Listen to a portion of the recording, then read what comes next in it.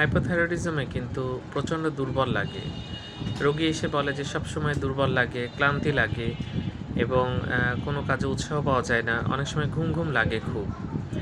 যাক এরকম হলে অবশ্যই টেস্ট করে দেখতে হবে। কারণ এই ক্ষেত্রে কিন্তু ভিটামিন, ক্যালসিয়াম বা আ বিভিন্ন রুচির ওষুধ এগুলো খেয়ে কিন্তু কোনো উপকার হবে না।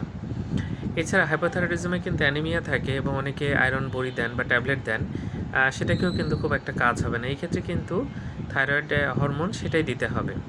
তো কারো যদি খুব ক্লান্ত লাগে, সবসময় ঘুম লাগে, কোনো কাজে উৎসাহ না থাকে, ডিপ্রেশন হয়, সবসময় ঘুমের মতো একটা অবস্থা হয়, তাহলে কিন্তু থাইরয়েড টেস্ট করা উচিত এবং প্রয়োজনে হরমোনটা খেতে হবে। এই হরমোন কিন্তু সারা জীবনই খেতে হয়।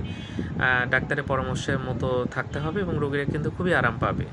এবং এক্ষেত্রে আমরা যেটা বলি যে সঠিক চিকিৎসা দরকার। অনেকেই কিন্তু ক্লান্ত লাগলে বা দুর্বল লাগলে শুধু ভিটামিন বা ক্যালসিয়াম খেতে চান। কিন্তু হাইপোথাইরয়েডিজমে ভিটামিন বা ক্যালসিয়াম দিলে কোনো উপকারী হবে না।